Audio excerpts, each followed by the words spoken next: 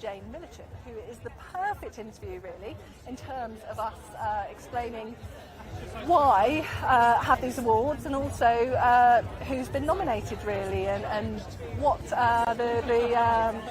what the critical acclaim is on a lot of these shows and why they've deserved to be nominated this year.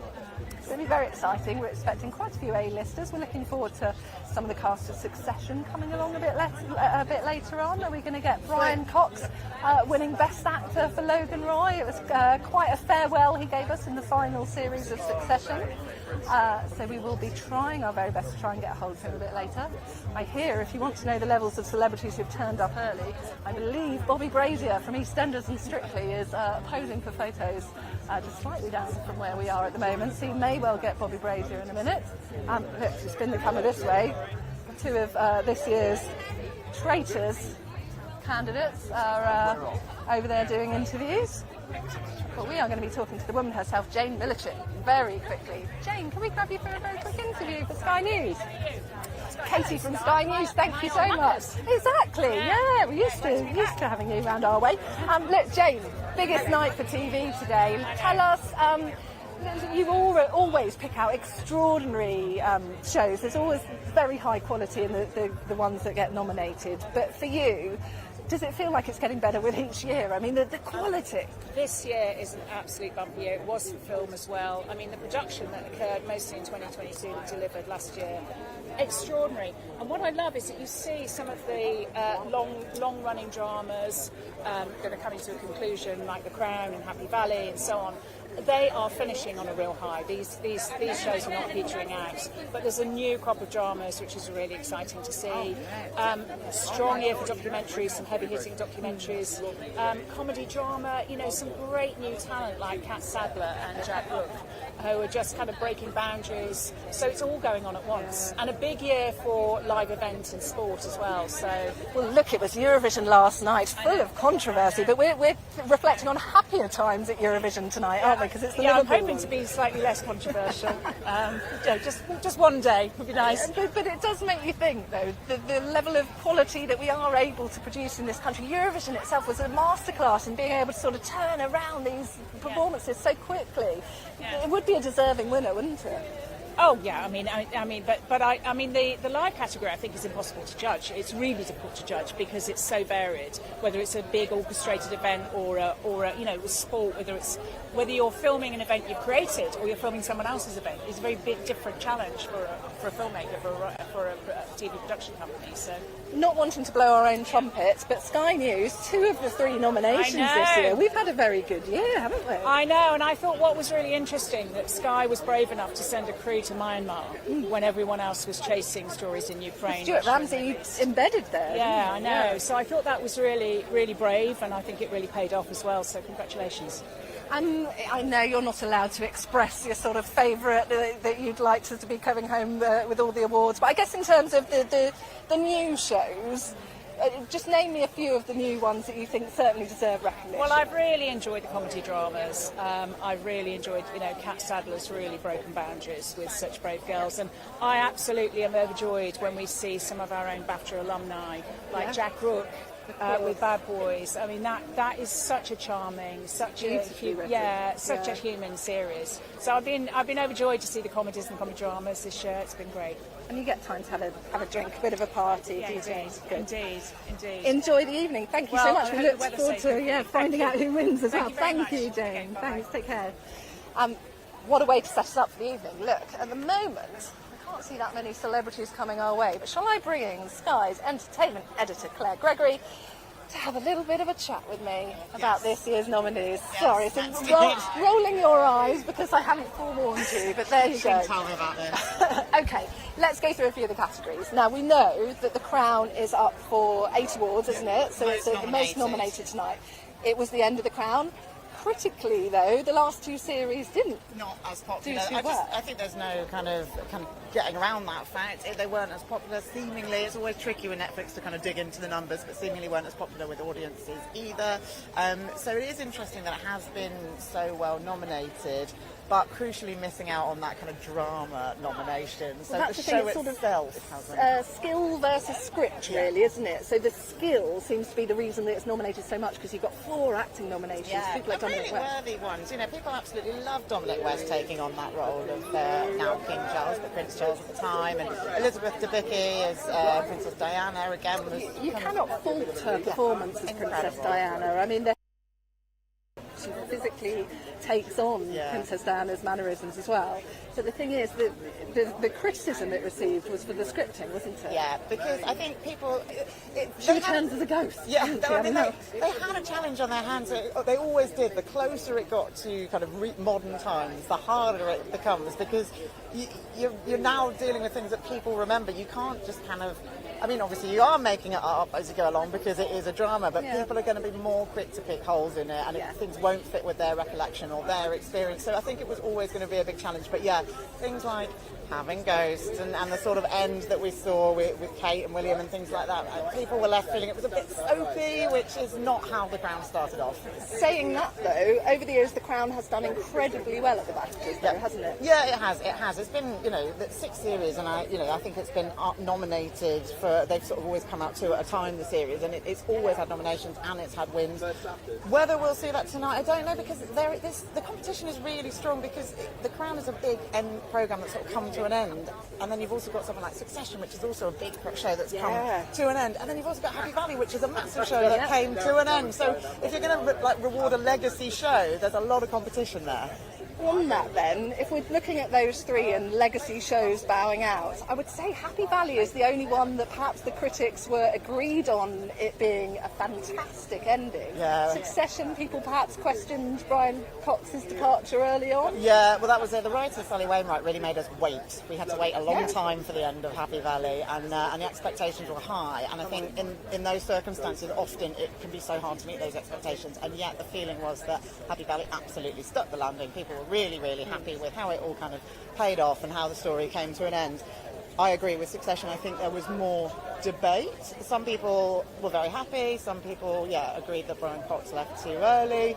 And then, of course, The Crown, as we said, a lot of people kind of weren't too happy with that one. So there's a whole spectrum there. We do a lot of award shows, and we've come, everyone there is a general consensus. You don't always win when it's your best work.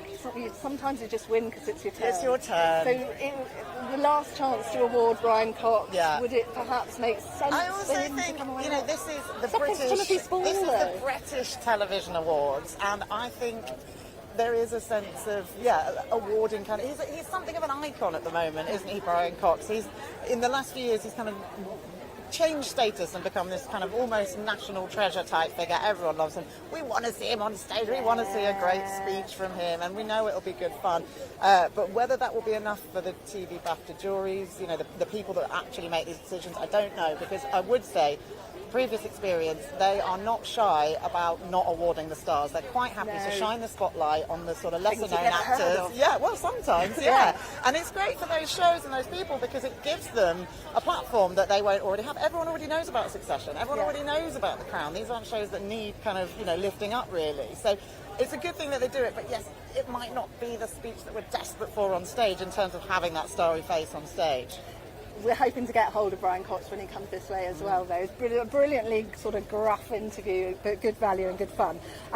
Did you read the interview with him where he said that the one thing that he hasn't enjoyed about doing Succession is the fact that he's just so recognised now wherever he goes? But the thing that I love about that is that the stories that we've had with him in the past is he essentially takes on Logan Roy and he doesn't want to talk to you, and he'll just be like, rude words, go away, please. So, and apparently everyone's asking, that's what everyone asks. They say, can you tell me to... can you swear at me, please? Hopefully that won't happen live on air. I mean, that would be streaming. a less than ideal outcome. Look, should we talk about some of the ones that perhaps are the lesser known ones? The Sixth Commandment. Timothy Spall, a true story, isn't it? Based on a true story. I think this was one of these very critically acclaimed shows at the time, and again, this because of all the shows nominated tonight being from 2023, they slightly fade from our memory. There's so much new TV all the time, it's really hard to keep up with it all. But the Sixth Commandment was hugely critically acclaimed. Perhaps not as kind of buzzy TV or maybe, as talked about as something like Succession or The Crown or something like that. But yeah, incredibly well acted, based on a true story, and I think almost certainly it's going to see some kind of win tonight. Slow Horses is up for Best Drama as well. We're not expecting Gary Oldman to be here, though, are we? I don't think his name's on the list. No, Jack Lowden, for fans of Slow Horses, Jack Lowden will be here, we're told, and we'll try and grab a chat with him at some point. But yeah, one of my favourite TV shows of recent years, absolutely love Slow Horses. Sort of the grittier side of spying. It's not glamorous. The disappointment for them that there's no sort of James Bond martinis and... There's no Caribbean islands and private jets. It's a good value, critically acclaimed again. It's one of those ones which you can't fault it at all. Should we talk more sort of trash TV entertainment? Do we think Ant and Dec are going to win for I'm a Celebrity? Well, I mean, never count them out, I would say. You just can't, can you? You never, ever, ever count them out. I'm going to make you hold that microphone so that we can actually, because nobody is here at the moment, we can go through a few categories as well, particularly in the entertainment one, because that is one where I forget who Ant and Dec is up against. So let's just... I mean, if you can see this piece of paper, you'll see there's a lot to remember, so she's doing well. So I'm a Celebrity is up against Big Zoo, Big Zoo's Big Eats, the Graham Norton Show, Eurovision from last year, the Eurovision. I would have thought Eurovision in Liverpool, because let's face it, judging by last night, we ain't getting Eurovision again in the UK anytime soon. So, poor Ollie. So I think it would be great to see that celebrated, particularly, it's a big Eurovision weekend as well. But like I say, I would never count Ant and Dec out. They are absolute awards stalwarts. The I'm a Celebrity is still a behemoth of a show, so, who knows? No, they have won many a BAFTA in the past, haven't they? So what about comedy entertainment programme? I feel like we always give the BAFTA to Graham Norton, don't we? Is that Graham Norton's this year? He's up against Joe Lycett, Robin Romesh, which is, of course, the Sky one. Yeah. Would I Lie to You, which is a huge sort of BBC offering, isn't Obviously, we're rooting for Robin Romesh, of course, because it's Team Sky. Who are presenting tonight. And they're presenting tonight, and that's always good fun, isn't it, if they have to accept an award, from, they're on the stage anyway, and it's a slightly kind of unusual setup. So, but I think, as you quite rightly say, Graham Norton is probably the front runner in that category, and has certainly won it in the past. Entertainment programme, the wonderful Hannah Waddingham Christmas special. I mean, the sun is shining, it couldn't feel more far removed. Doesn't feel like Christmas the right beauty now. that was Hannah Waddingham's Christmas special. She can do no wrong, can she? Because she's up there for Eurovision, but also for this Christmas special that was on Apple TV. She just sprinkles a bit of Hannah Waddingham magic on whatever she does, and it goes down really well. So, I mean, up against Strictly Come Dancing, though. I mean, that surely would be the one that maybe the viewers would assume would win. Michael McIntyre's Big Show. Yeah, again, some really big names. But like we were saying earlier, the BAFTAs, they're not worried about pleasing kind of, audiences. They're not going to award the show that is the most popular in terms of viewing figures. They're going to award the one that they really think kind of deserves the prize. So, it's hard to predict, but I wouldn't be surprised if Hannah Waddingham did sneak in there. Oh, I'd love it. She's good value, isn't she? Oh, yeah, and she'd be great on stage as well. She'd do a brilliant speech, wouldn't she? She would. She absolutely would. But perhaps we'll see how she is with the photographers here. If anyone saw the viral moment that she pulled one of the photographers into line for some comments she made a few weeks ago, which everyone was quite pleased to see. She doesn't take any prisoners yet. No. If you were to hasten or to make a bet on which soap was to walk away this year, Casualty, EastEnders, Emmerdale. Am I right in thinking Casualty ended? Which is making me think it'll be a Casualty. It'll be a Casualty. Yeah. And also, I think Casualty is sort of one of those soaps that has over time kind of built up and become more awards kind of bait than it was perhaps when it first started out. So I wouldn't be surprised if it went to Casualty, to be honest. We are living at a very funny time for soaps, aren't we, at the moment? They've always been where some of our finest writers, and actually even crew and cast, have kind of learned their trade. But actually, even they are feeling the cutbacks nowadays, aren't they? Well, that's it. We're seeing loads of change to the world of soap. I mean, Hollyoaks has kind of changed a lot. We saw the end of Doctors, and Doctors has been for years like a training ground, really, in terms of British media. Not just for the actors. A lot of people started their careers in Doctors. People who are now A-listers have been in Doctors. but actually for the crews as well, loads of people started their career behind the camera on Doctors. So not only have we lost, something of a great daytime TV show, but also we've lost this training ground, and it does sort of indicate that, it's not easy out there at the moment. The British film and TV industry is still struggling. People, sort of think that since the strikes, everyone's back at work, and that's just not true. There have been a lot of changes. We've done so much, haven't we, on really how the industry is absolutely struggling right now. Certainly, I think when the writers and actors strikes took place, everyone thought it was going to be a temporary pause and then work would resume as normal. And from the people that we've spoken with in production, the landscape has changed completely, really, hasn't it now? And certainly they're finding that they're having to, less people are being employed, they're having to negotiate different salaries as well. The streaming boom has kind of come to an end, basically. The bubble has burst, and what we're seeing is there's no longer as many shows being made, and therefore what was an amazing time in production is over, and now people are, struggling for work. There just isn't as much out there now.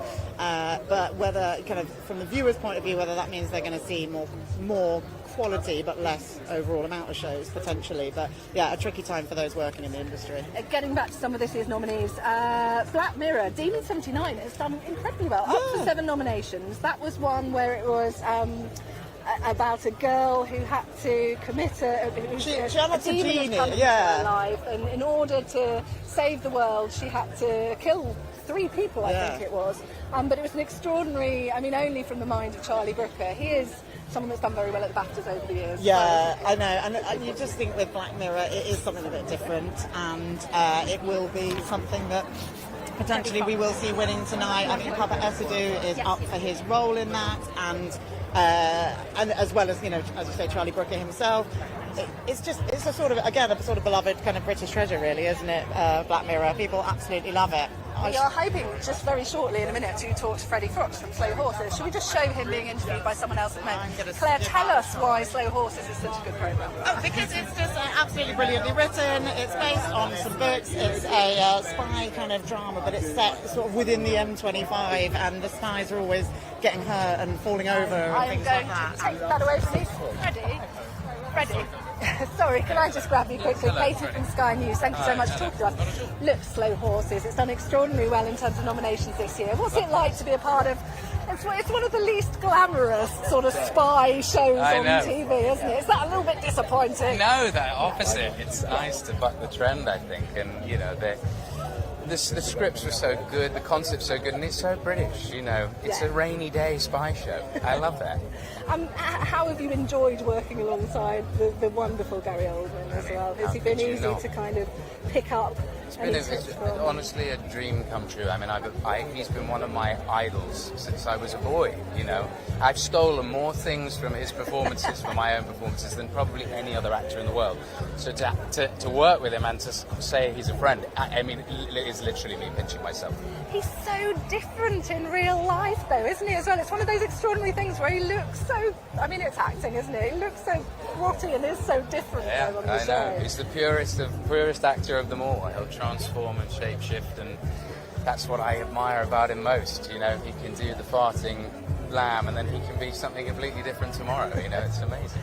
Is he someone, performance-wise, where it's very easy to just kind of watch him and forget that you have to be delivering lines as well? Kind of, but he sort of just joins in with everybody as a complete equal. There's no power playing, there's no reverential hierarchy at all. He's just one of the gang, and he's just, like a big kid. He loves acting, You've done some fabulous shows over the years, but Slow Horses, is this one that people particularly want to kind of talk to you about and kind of give you their take on what's going on? I know, it's certainly the one that people, I think, at the moment anyway, stop me about the most and go, I really love that show. And it tends to be a kind of, it's not just a kind of, oh mate, I love the show.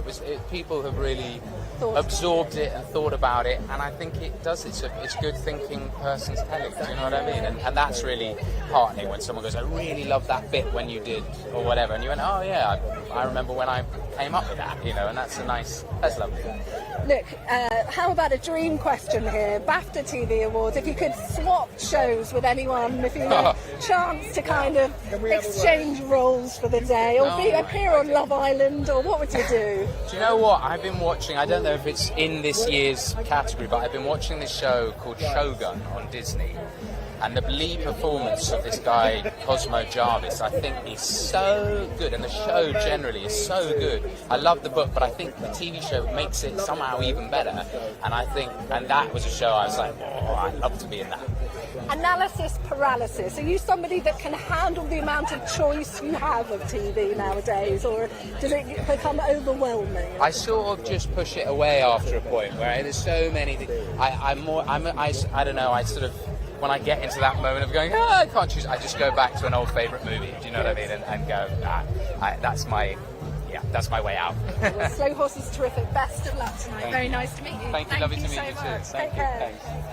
And the wonderful Freddie Fox from Slow Horses. We will be having a quick look around. Shall I, rather than us gabbing on so much, why don't you just have a quick pan around the red carpet and see what else is going on, and we will just very quickly try and work out who else is going to be coming very quickly to talk to us shortly on Sky News.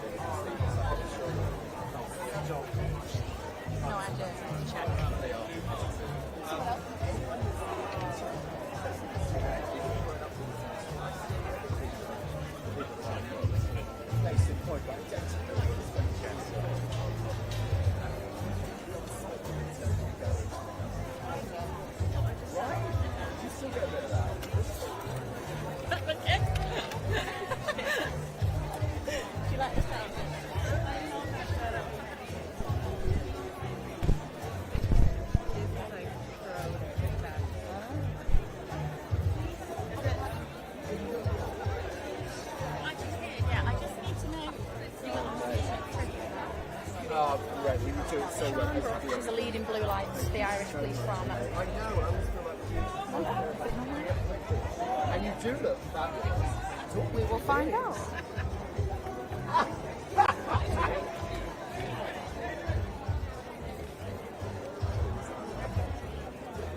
No.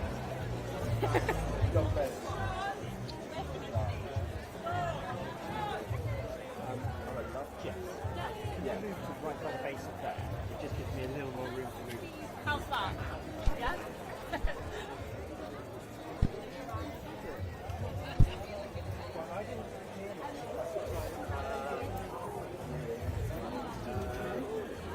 I was like trying to work out who Freddie was talking about working with, and I was like thinking really awkward, but yeah, good.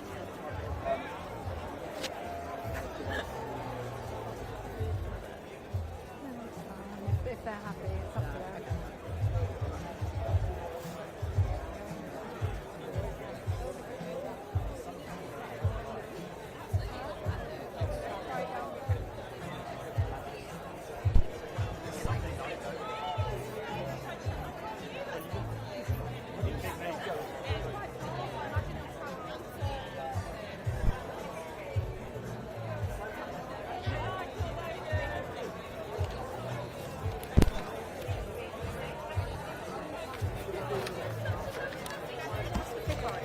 One Jack, yeah.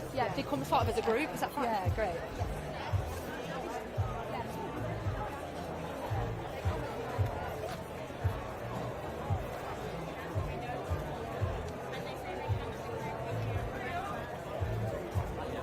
Before we move on that way. I think we're okay. Sorry, thank you. No,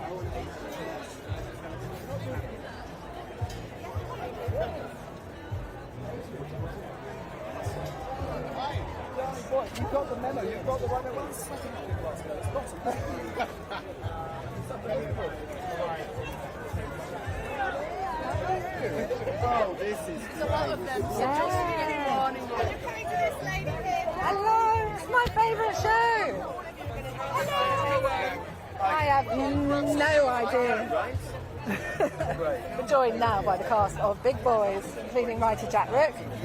I love Big Boys. It's such a brilliant show. Such a brilliant show.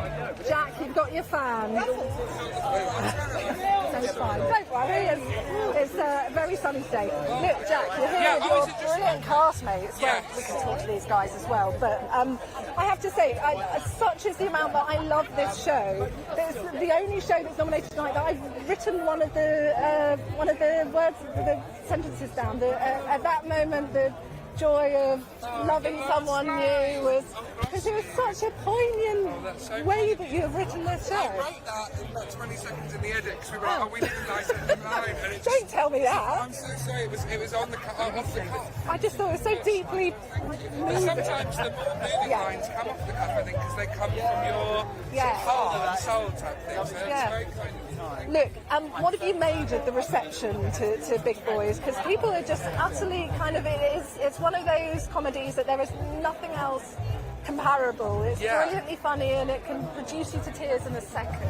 Thank you so much. I mean, I'm so chuffed with the response and the reaction, and I really wanted it to always feel like a comedy, like it deals with more difficult issues, but I wanted it to always have a big gag 20 seconds around the corner. So I feel really proud, and it's so nice to be with all the cast and everyone and just celebrate it, because it's something we're all really passionate about. Am I right that you wrote it as a book first, did you? Or no, I wrote it as an Edinburgh show. So I did three Edinburgh shows. It's sort of been about 10 years in the making, really.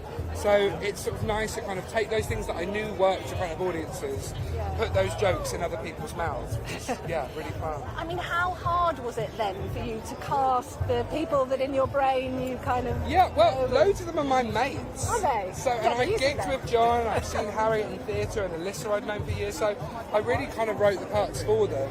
Based on like a couple, every part's sort of based on about 4 or 5 people I know, rolled into one, and so so it's sort of nice to kind of have the opportunity to give friends of mine like some funny lines, jokes and parts, so But as well as that, dealing with some very serious issues as well. Has that meant that people have come up to you and wanted to kind of thank you almost for things that you've done for mental health? When I tell Sky News, the other night I was in a nightclub having a great time, and all of a sudden come up to me in floods of tears. Oh no. And I was like, come on, let's dance through the grief with each other. Very strange, very weird. On the whole, it has just been lovely messages and people sharing, stories of losing parents and losing friends and what that feeling is like, and the community that I think you find when people go through those experiences, they know how to help others going through it, because it will happen with all of us. And Big Boys is really a celebration of friendship and the people you choose to go through the tough stuff with, and the people you choose to get drunk and have a good party with. So,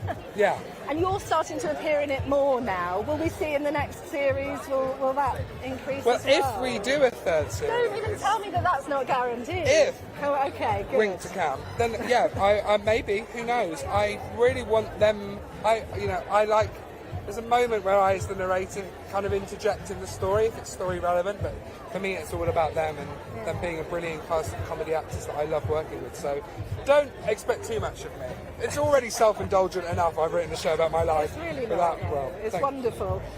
Does it make you cry when some of the scenes when they're acting it out? Has it been emotional? Do you know what? Annette Badland, who plays my grandmother, who plays Nanny Bingo, some of her stuff in series 2 really caught me, because when my dad died, I lost a parent, but my nan lost a son, and me and her both made my first Edinburgh comedy show together. It was me and my nan, we wrote it, and she spoke so brilliantly about grief and about embracing the awkwardness and about how it teaches you to embrace life. So I love those scenes with Annette. They get me. Oh, thank you so much. Best of luck tonight. If I was voting, you would have my vote. Bless you. Thank you, Sky News. Thank you. Sorry if Adam waved at me. You're watching the Sky News live feed here at the TV BAFTA Awards outside of Festival Hall. Look, this is a bit rough and ready. We are going to be doing a TV live very shortly, so I'm keeping one eye on my clock on my phone. So if it starts getting a bit weird and I'm talking to voices in my head, you'll know what's going on.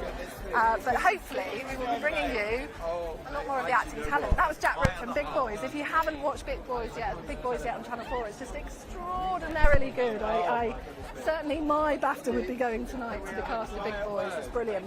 But look, I will be sorting out my TV live, so if you are wondering what I'm doing, I'm just off camera figuring out what we're going to be doing next. But stay with us, stay tuned here on the red carpet outside of the BAFTA TV Awards.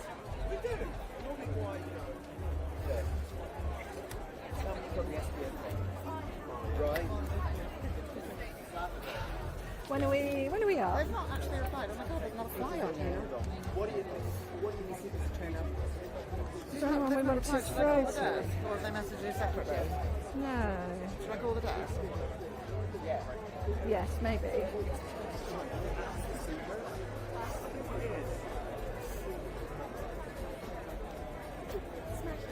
Oh, hello. That's why people watch, isn't it? For people dying around. We have 6 of us and it's all spread out there, so if one person comes out, no one else gets it. So we're like, Oh, just join in here then. that's why I'm like, It's 3:14. 3:14. Okay. 4 minutes from now. Yeah, 4 minutes. 4 minutes. Have they got anything for me to throw to? Maybe not. No, it does, yeah. It lets you all off the hook, kind of. You're untenable, right? Unleashed.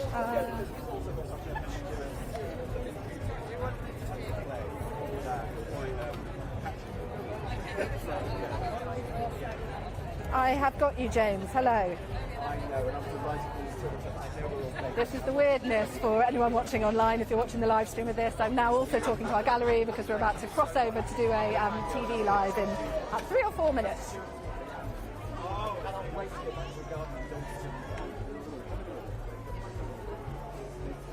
Thank you. Sorry, Ben Fogel? Is he on there? Just a citation. No, but we would take Robin Ramesh if they're stopping.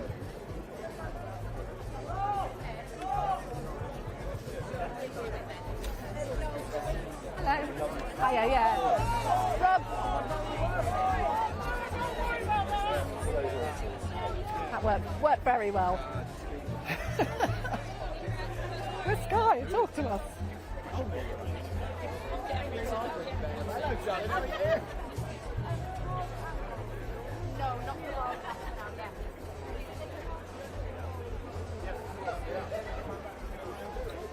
Hello, hiya.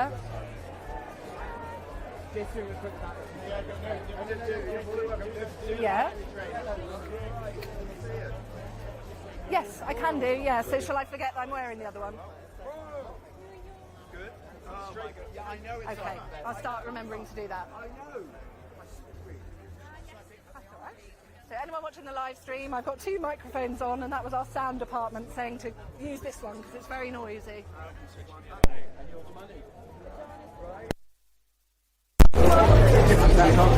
I know. The lovely cameraman Matt is currently getting ready and preparing us for our live.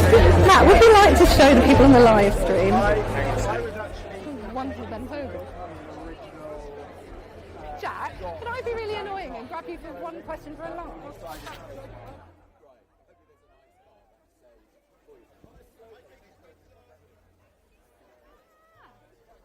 I'm live on Sky News. Do you want an interview?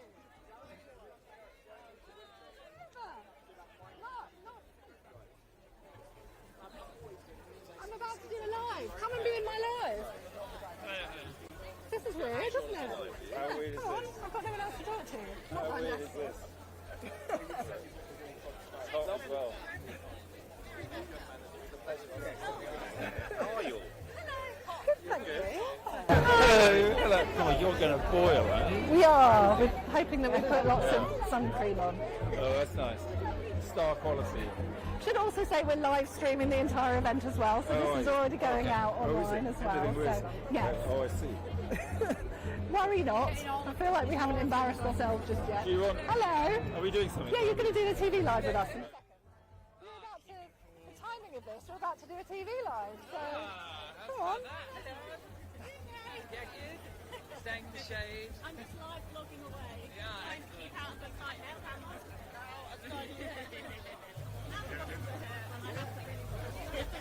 All the pressure. I feel like I'm... Oh, hello. So can you hear me all right? 1, 2, 3, 4, 5, 6, 7, 8, 9, 10. So if this is confusing anyone on the live stream, the reason we're being so informal is because we're joined by our Sky News colleagues who are nominated for 2 out of the 3 news awards this year. I'm hoping I'm not going to keep you too long. So we're live streaming here and we are about to do a TV live as well. It's a bit odd, isn't it? Really? You okay? Hot and odd as well, but we're stopping you and doing our little celebrity moment.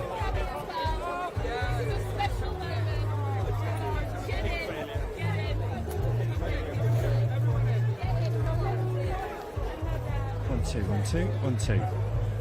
Hello. Oh, you can't hear us at all. I can hear you. Yeah. Can you hear my microphone? No. Thank you very much.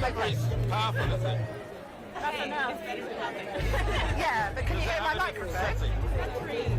Okay. Oh, very hot. So you've got till 4. Yes. And then that's it. That's not too. So get in as well. No, we'll just be like watching you from a glossy press room. I'm sure you're missing people more famous than us. It's all right. There are no people more famous than us.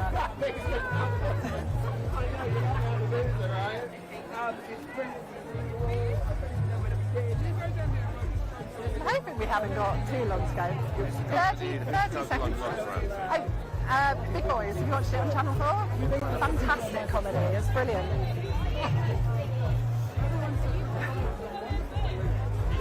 How long have we got, Adam, for the interview? Time is it now? They're not going to take us.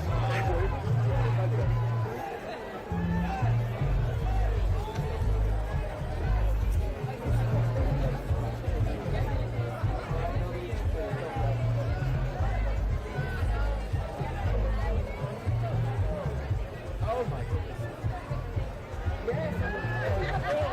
Are you ever ready for me? Oh, my darling. Come on in. Come on in. President, how am I doing? Good. I'm trying to grow a moustache for and give him a big Mexican hat. They might be familiar. I have to say, they're not too comfortable being on the red carpet. You guys are more used to being in the newsroom, aren't you? Or down the end of another camera. Look, Mark Austin, Stuart Ramsey, Alistair Bunkle. We're talking to our own journalists this year because we're nominated for 2 out of the 3 nominations within the news category this year. Stuart, should we start with your nomination first? So for you being embedded in Myanmar, it was an extraordinary thing that you had to do. Tell us just literally the logistics of getting in there. It was very difficult to get in. We lived there for a month in the jungle with the rebels, and obviously we're really proud to be nominated in this, and both of us in categories. But yeah, it was a fairly epic trip and an epic adventure. I mean, terrifying at times as well? It was terrifying at times because you were never very far away from danger at any time. The rebels and the civilian population have constantly bombed where they live, and that's in the jungles. Many of them have been forced out of their homes. So it was a dangerous trip, quite physically difficult as well because you're camping for such a long period of time. But it's a good trip. And no doubt you want to sort of praise the work of your cameraman as well and producers as well. They're somewhere and ready to enjoy themselves. They were with me, so they're waiting It's to a go real in. team effort, isn't it? Look, Mark, tell us as well. Of course, we've had so much coverage then since October of the Israel-Hamas conflict. We're nominated tonight for the special programme we did 2 weeks in. It was a very sort of early stage of the conflict, wasn't it, to be doing a programme like that? Did you sort of, what level of preparation went into that? Well, I mean, first of all, it feels a very long time ago now. We've had this awful 7 months in between, but it was a horrendous story when we arrived. It remains a horrendous story. And in some ways, you know, stories like this, and stories that Stuart did in Miami, they don't sit well with award ceremonies. I think that's the first thing to say. But nevertheless, to get 2 nominations is extraordinary for one organisation to get 2 BAFTA nominations. And it was a difficult programme in the sense that, you know, there was so much going on, the hostages, the funerals, the air attacks that begun in Gaza. So there was so much going on. Well, can I just bring in you, Alistair, as well? This must be so surreal for you to kind of be here on a red carpet, given the sort of things that you've been covering. Yeah, I arrived a couple of hours ago, actually, so I flew in this morning.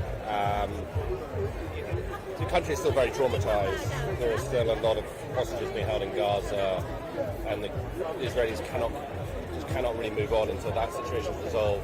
There is still a very, very vicious conflict being fought in Gaza itself, which actually at the moment is getting worse. And so for the Palestinians, that is an incredibly difficult situation. And so, yeah, I mean, the programme, as Mark was saying, seems like a really long time ago, but things are still going on there every bit as ferociously as they were. It is entirely unresolved, and one can't really see how it's going to resolve itself. But what I think, what Stuart and Dominique and Richie did in Myanmar was just brilliant, but this is a real team effort in this regard. And on behalf of all of your colleagues, we have just been so proud of all of the work you've been doing. Fingers crossed, come on, 2 out of 3 of the nominations. We have to stand a good chance. Thank you. Enjoy the evening. See you later. I'm off trying back to you in the studio, and we will be talking to many of the winners as they make nominees as they make their way on the red carpet inside the festival hall. How are you?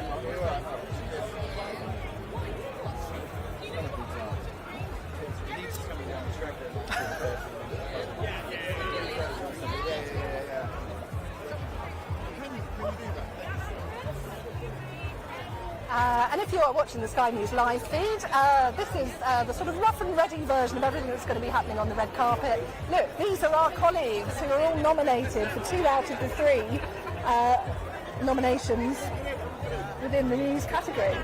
We are incredibly proud, to say the least, of all of them.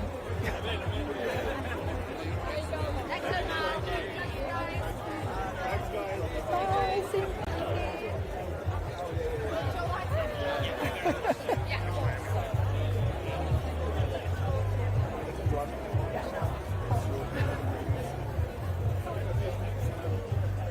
Joe Lycett is dressed like that because he put a bet online being like, if he reached $100,000, he'd dress as Elizabeth first. Right, okay.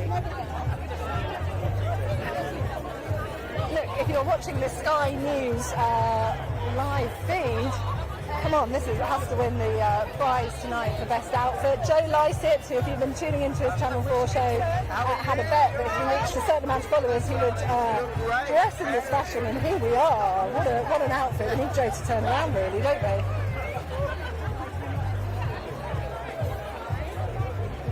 Shameless. Shameless.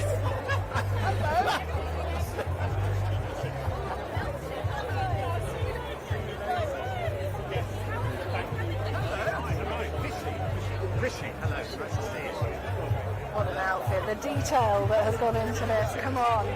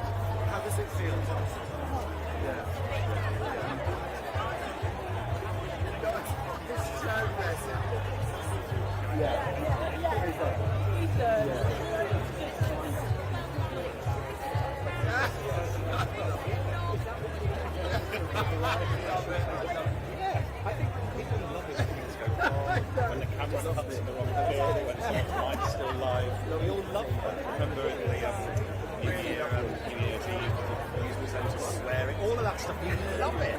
And so you can't achieve that without it being obvious. So it's really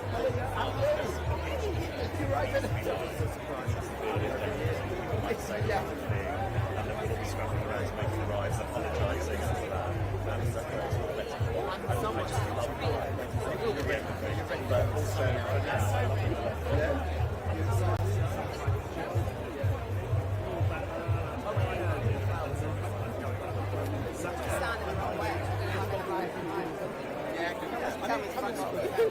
sometimes you get it wrong, and sometimes you make the wrong judgment call about what gags are going to work and who the punchline shouldn't and all that. And we make those mistakes.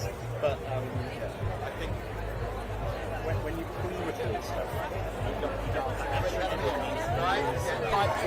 We are hoping very shortly to have Joe Lycett talking to us here on the Sky News stream from the red carpet outside of the Bafta TV Awards at Festival Hall. Thank you. Lovely to meet you too.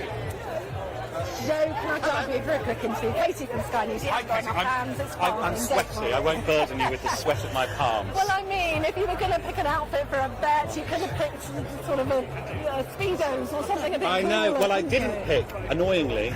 I made a bet with my aunties who are floating around somewhere, probably trying to get off with Jeff Goldblum somewhere. They're over there. That if they got to 100,000 followers on Instagram, which is an objectively difficult thing to do, that I would go to the BAFTAs dressed as Elizabeth first. And they're now at 240,000,000.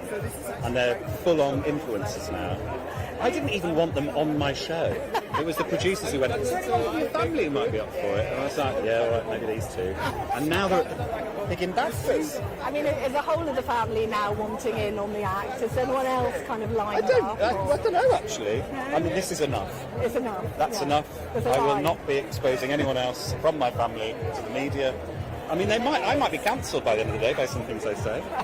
One thing about this outfit, though, it's very reflective. So I can't remember if that's good or bad. It's not. Yeah. I think it's good, isn't it? I It's think my like giving internal you- organs say bad currently. But do you know what? I love it. And the designer smashed it because I made the bet 2 weeks ago, not thinking that it would happen, and it happened. And so Yashana, who's made this, has been working hours. She came around this morning and said, I've been working 14 hours sewing this, but she has smashed it out of the park. I think it looks incredible. So Tell us about this BAFTA nomination. I mean, you just kind of make your programme, do your comedy because you enjoy it, don't you? Is it weird to kind of now be standing up here? yeah, it's silly, really, isn't it? I mean, it's lovely to be recognised, but truly I do it because I like doing it, and I really love this show. And the fact that it's first series and it's been nominated for the first series is really a great honour. And yeah, we're thrilled to be nominated, and in really tough categories as well. So we're very much expecting to lose. It would be a travesty if Hannah Waddingham doesn't win. She has to win. So yeah, I'm just very, very happy to be here and dressed as a ball in a bag chicken. You've done some brilliantly sort of thought-provoking stunts there. I've been naughty. You've been naughty, but with a sort of political edge to some of them as well. What have you got planned next? Who's making your blood boil? Oh, there's plenty. I mean, there's an election coming up. I might do something about that. Who knows? Really, I mean, this show, Late Night Lycett, it doesn't seem on the surface to be that political a show. I mean, we do some political stand-up at the start sometimes, but really it's seen as more kind of light entertainment. But really, I see it as a bit of activism in the people that we push on that show, and it's full of non-binary trans people, and bringing those people to screen is something that I think is really important. I grew up watching people like Graham Norton, Alan Carr, all these people that made it normal to not be a straight bloke and gave me a bit of reference points. And I think the more that we have that for non-binary and trans people, the more people will kind of get it, you know. So that's what the show is doing, and it's sort of in a quieter way, hopefully. Sometimes not that quiet. So that's sort of what we're focusing on, really. And then, if an election comes up, I'm going to do everything I can to get them out. And by out, I mean Labour, definitely. I'm a huge fan of the Tories. Bring back Truss. Other political persuasions are, of course. No. Okay. Look, dream scenario, I can transport you onto any other television show, past or present, reality, drama. Yeah. What show would you like to be on, Joe? Well, we based a lot of this show on TFI Friday, and so I would love to go back and... Chris Evans is an extraordinary broadcaster, and I've learned a lot from him, so I'd love to go back in time and just sit at the bar at that show, actually, and not necessarily be involved as talent, but just to see how it all works, because the energy from that show is very much what we wanted to recreate in our own little way, and so I'd love to go back in time to that. Are you a proud telly watcher? You're not someone that hides your TV behind I have a modest television. Do you? It's not a big 44-incher. I'm a television. And I watch a bit, but I have to sort of get into my flow with it. Obviously, I did Baby Reindeer in one go. Things like that really capture me. But I'm not someone that has it on all the time. You know when to walk away. But what I do is I make sure that Sky News is available in every room, so I can be kept up to speed with what's happening with Sky. And on that note, I'll allow you to leave. I am actually obsessed with Kay Burley. Oh, she would love to meet you. Oh, I've met her. I worked with her years ago, and I'm mainly obsessed with her Instagram, which has every morning has a producer with her where she sort of talks about what's going to happen. Would you like to do that with Kay one day? Yes, I would. But I would like to meet one of the specific producers. Which one? I don't know what he's called. In the comments, he's known as Big Boy. That's all I'm saying. I'm obsessed with him. Go back through them. Something happens. Do you have a message for Kay? Bring back Big Boy. We love Big Boy. That's all I'm saying. I don't even know what this is about, so okay, I will look into it. Through. I mean, sort of off camera. I can tell you what it means. We're streaming live, so okay. no, I'll look it up. Okay. Nice to meet you, Joe. Good luck tomorrow. Thank you. Ooh, so we've got a mystery to solve now as well. Who is Big Boy? Right, it's a very busy red carpet. Leslie Manville's there. I'm very much hoping to get a hold of her very shortly. She is, of course, nominated for the crown. Oh, Floella Benjamin's here as well. Ah. Okay. We would love Leslie Manville and we would love Floella as well. Yes.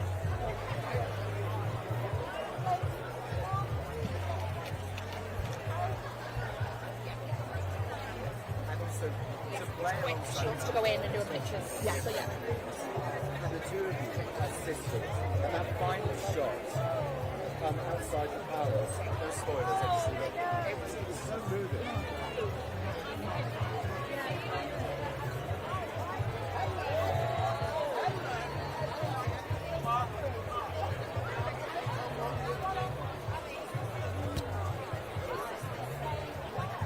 Leslie Manville, just an absolutely brilliant British actress. We're going to see very shortly if we can speak to her, hopefully, before she makes her way inside. Nominated, of course, for supporting actress. When you come on, they never go. They never go. Are you ashamed to sit down and say the whole work like most TV series is quite busy? Have you? Yes? Oh, well. Is there anything you can bung my way? I mean, I've got quite a broad range.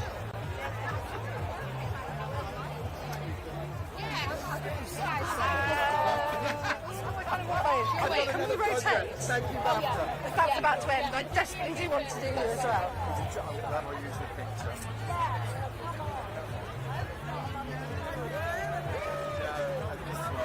Leslie, can I just grab you very quickly for 2 quick questions for Sky News? Thank you so much. Look, to be a part of The Crown, the level of production that went into producing this amazing quality British product that came out. Well, how did you feel about joining and reflecting on that time now? What's it meant to you?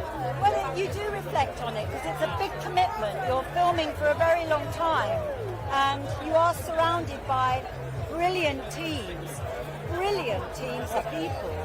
So everyone brings their game up. You know, you want to keep up with them all because You it's know all how to so keep your powder committed dry, don't and you, wonderful. Joella? I'm still trying it.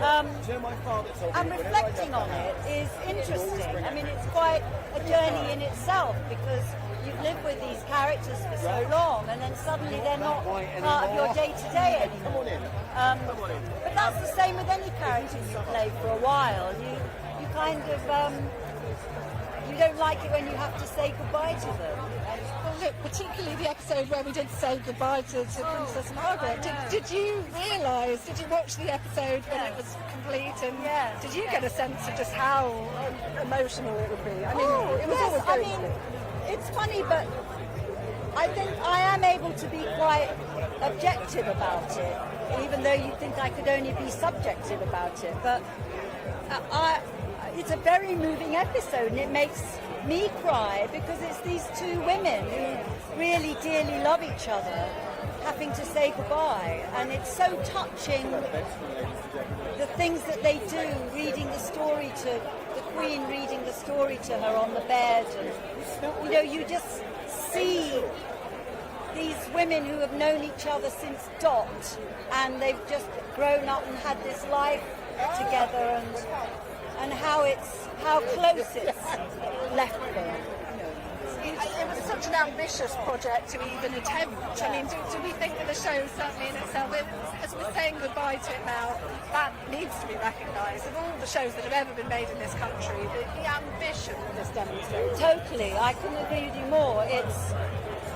I mean, there must have been a day one when Peter Morgan thought, I'm going to do this and I'm going to make it expansive and we'll have to have X number of sets of characters and we'll see these people through their adult lives and see the Queen, that idea was formulated by one person one day, and now look at it all these years later. And there's producer Suzanne Mackey has been on this, and Michael Casey, they've been on it for 10 years.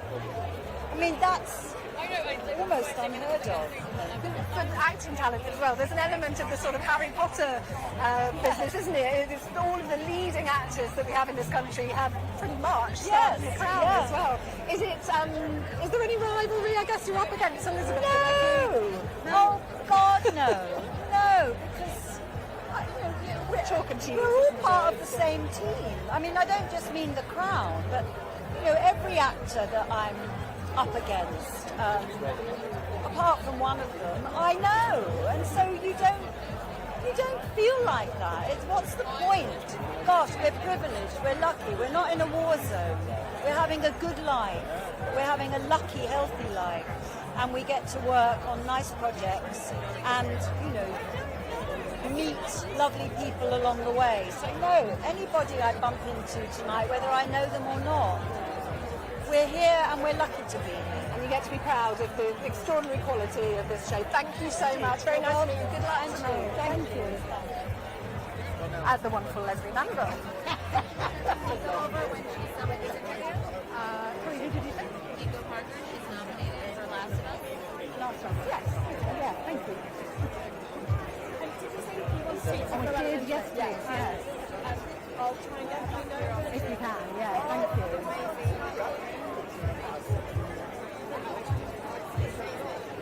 I think I've got a Fluella Benjamin clash, sorry.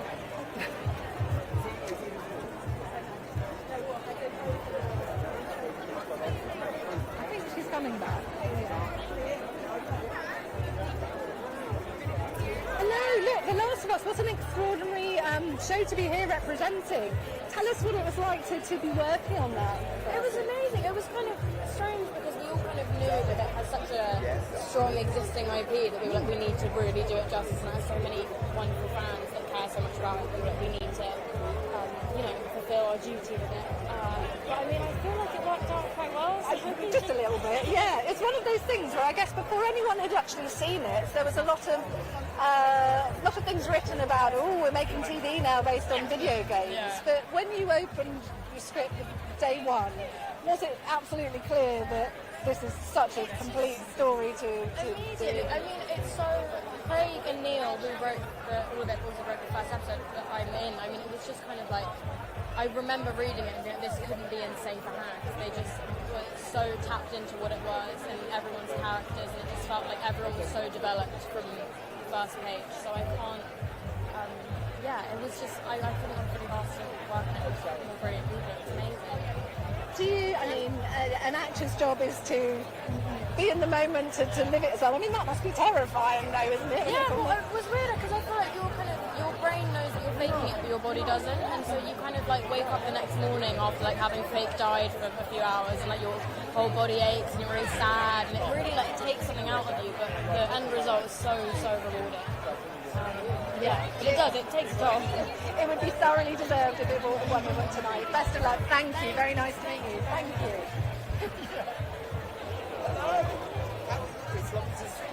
Are you watching the Sky News live stream from back to Red Carpet, back to TV Awards? We are going to be here until about 4 o'clock tonight, I believe. No idea what the actual time is. Oh, we've got 20 more minutes. Let's see who else we have. We're actually live streaming this. So yes, why not? Yeah. Why not? Yeah. Look, our colleagues here, Anna, thank you so much for talking to us. Sky News nominated for 2 out of the 3 awards. Yeah, very proud about that. We should be incredibly proud. But actually, the funny thing about it is it's both wars, and this is an amazing celebrity event, and we're here for 2 things that are extremely somber. I know. You know, Stuart Ramsey and his team, Dominic Van Heerden, Richie Mockler getting into Myanmar, covering a hidden war, And our nomination, which is about the Israel-Gaza conflict, which is still continuing. You see the ramifications all the time in Gaza and Israel itself. You know, universities here, the Eurovision contest last night. So we're covering something that's sort of somber in this world of celebrity celebration. Very surreal. It's a strange thing for us, actually. Tell us about the programme that you're nominated for. It was 2 weeks into the Israel-Hamas conflict beginning. There's an element with news where it is all sort of a last-minute scramble. You're figuring out what's going to be in the programme that day almost. Was it very much like that, and how rewarding is it, I guess, to be nominated?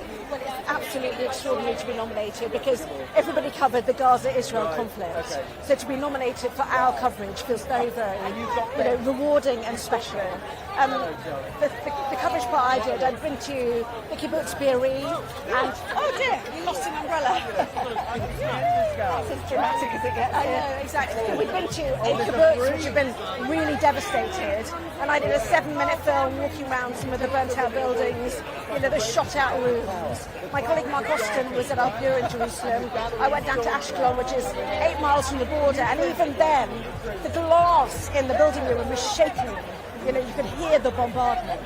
And we did some of the reflection of what we covered over the last couple of weeks, including Stuart Ramsey, who went to another kibbutz right straight after October the 7th and found there was a Hamas fighter there and who had to be apprehended. So it's dangerous stuff. But, the world was watching at this stage.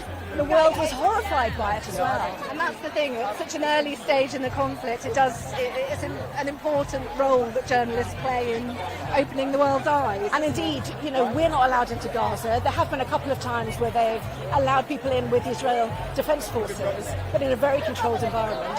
So we just have to say thank you to our team in Gaza, those people who are working in extremely dangerous conditions, who get footage to us that we can see what's genuinely happening in a place that's closed off really to Western journalists. So, our gratitude to them is what this is partly about. And so, it feels wrong almost, doesn't it, to be over here when that's happening? Yeah. But, no, it's a very strange thing for us, for something that's a conflict that is ongoing.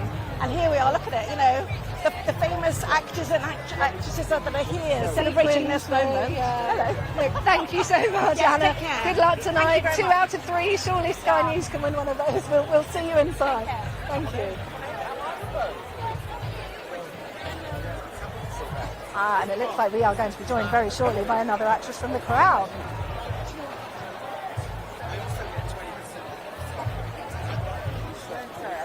When would you like to file your advert? Harriet Walter. Oh, sorry, from Succession. Yeah. Yes, please. Yeah.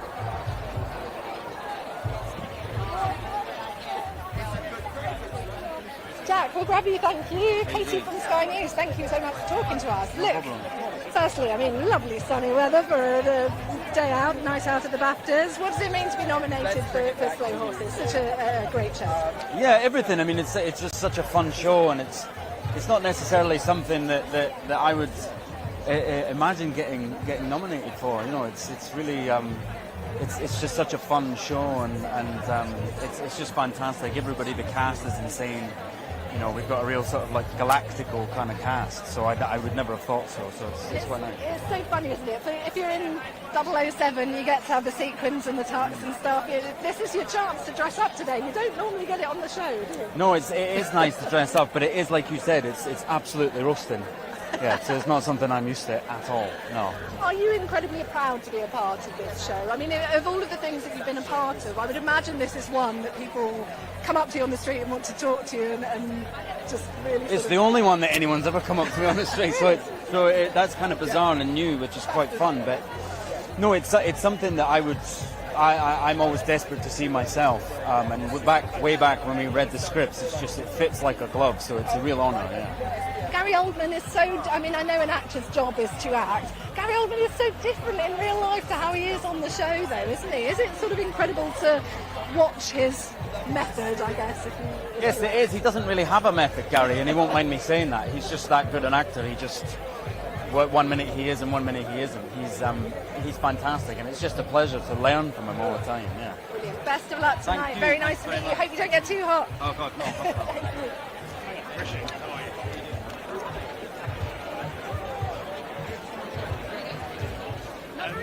We've got coming through.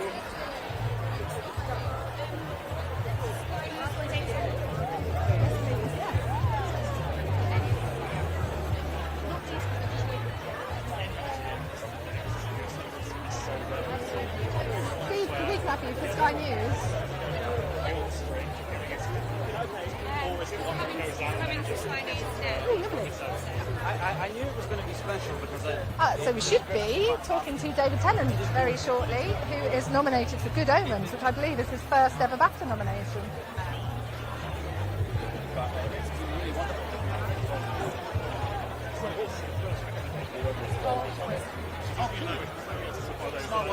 think they can awards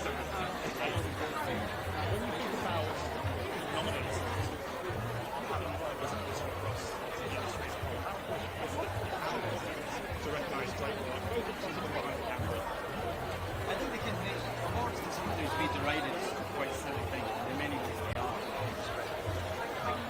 They do have a purpose. Might be able to see Steve Coogan there nominated for Best Actor for his role playing Jimmy Savile in The Reckoning. Did briefly try to shout for him. I suspect he's not being interviewed. I think we're back to David Tennant. You feel more comfortable when someone's a bastard, which is sort of silly in itself, but that's the way it works. They are still quite important. Oh my God.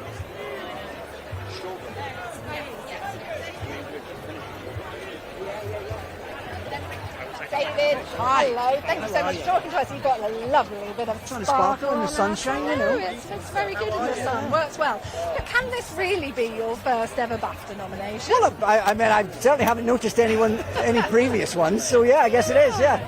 Look, Good Omens, the production value that goes into it is such a big, epic undertaking to try to pull off. Are you incredibly proud of how the show has progressed? I mean, it's how do you even kind of go about creating these worlds? You've pulled it off, though. Well, luckily there's lots of very clever people like Neil Gaiman who come up with the extraordinary ideas, and the wonderful Douglas who directed it, our amazing production design team. I mean, I'm just a little cog in it, but I'm very honoured to be, sort of at the front of it, because it's been so beloved. It's been such a phenomenon. It's great. Had you read the books before? I didn't know the books. No. Michael Sheen, who plays Aziraphale, as a long-term fan, and I was the new boy, so I was kind of looking around, going, what's this? And it was only after I started doing it that I got to realise how loved it is. Yeah. And I've now, of course, met so many die-hard fans of it. I think I'd have been a lot more nervous at taking it on had I realised the sort of precious ming vase of expectations that we were carrying across the minefield. But I think mostly people seem to have been fairly pleased with it. Has there been any strange encounters where you're not expecting people to come and talk to you about it, and any sort of awkward cubicle moments where... I don't think I've been approached in any cubicles about Good Omens, but it's been lovely to see the fan base that has reacted to it so strongly, and now of course it's sort of gone beyond the book now as we tell a second series, and we're going to tell a third series, and hopefully we're taking the fans with us, so that's been a joy. Look, the last BAFTA Film Awards, you were here hosting. I know. I mean, you did an excellent job, very funny. Would you be up for doing it again? Have there been conversations? I'm just glad somebody else is doing it today. That's all I'm glad. It's a real honour to do something like this, but it's quite a pressure. It always doesn't feel like a pressure until you get to the day, and then you see all these shiny people arriving, and you realise you've got to stand up in front of them and say jokes and things. So I'm very glad to have Robin Romesh doing it today. I mean, that's the weirdness of these events, isn't it? You look out into the audience, and it must be hugely distracting if you're like, oh, I didn't realise Brad Pitt was here. Yeah, and in there, because it's lit for television as well, the audience are quite well lit, so you can see them. Yeah, and it's like, they don't feel real, all these famous people. Well, as someone that has covered many a BAFTA, we would be happy to have you back next year, because you're very funny and very good. Good luck tonight. I hope you win. Cheers. Nice to meet you. Thank you. And look, and we will leave you on the Sky News live stream now here from the red carpet, because we are very shortly going to be going inside, covering who this year's winners are. And yes, and we will be back live on Sky TV, bringing you the winners. 10 o'clock news tonight, keeping you updated with who won what at this year's BAFTA TV Awards. We hope you've enjoyed this live stream, and we'll see you again very shortly.